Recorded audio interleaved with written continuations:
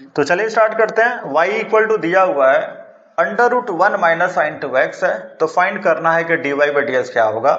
लेकिन यहाँ पर एक कंडीशन भी दिया हुआ कि x की वैल्यू 0 और π/4 के बीच में है।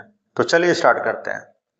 सबसे पहले क्वेश्चन को लिख लेते हैं। y equal to √1 minus sine 2x लिखा हुआ है, और पहले इसको आपको सिंप्लीफाई करना है। क्या हम लोग 1 के प्लेस पर cos square x plus sine square लिख सकते हैं कि cos square theta sine square theta के वैल्यू 1 होता है, और साइन 2x को लिखेंगे 2 sin x into cos x, ये भी साइन 2 थीटा का फॉर्मूला है। ठीक है, इतना करने के बाद से आपको एक बात अब समझ में आ जाना चाहिए कि a square b square minus 2ab का ये फॉर्म है, तो हम यहाँ पर लिखेंगे cos x minus sine x का ये होल स्क्वायर हो जाएगा। ठीक है, अंडर रूट, इसके बाद से अंडर रूट एक्स स्क्वायर, आपको ये कंसेप्ट पता होना चाहिए कि अंडर रूट एक्स स्क्वायर को मॉड एक्स कहा जाता है।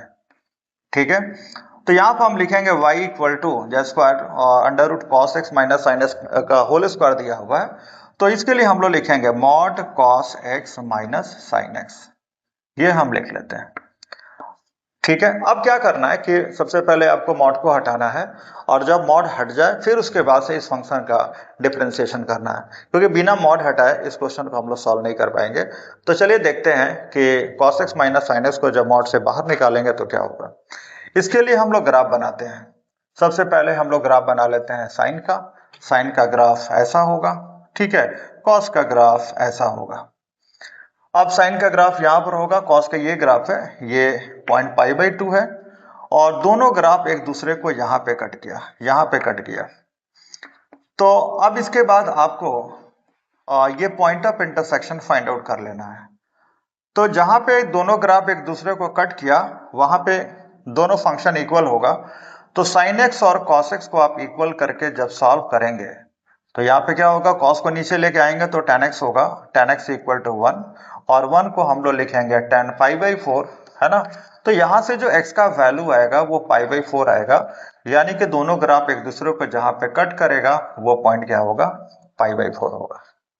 अब इसके बाद से देखिए, देखते हैं कि जब x की value when x belongs to 0, π/4 लिखा हुआ है, तो ऐसे कंडीशन में जो cos की जो हाइट है 0 से π/4 के बीच में, cos की हाइट sin की हाइट से ज्यादा है, इसका मतलब यह हुआ कि cos x sin x से बड़ा है।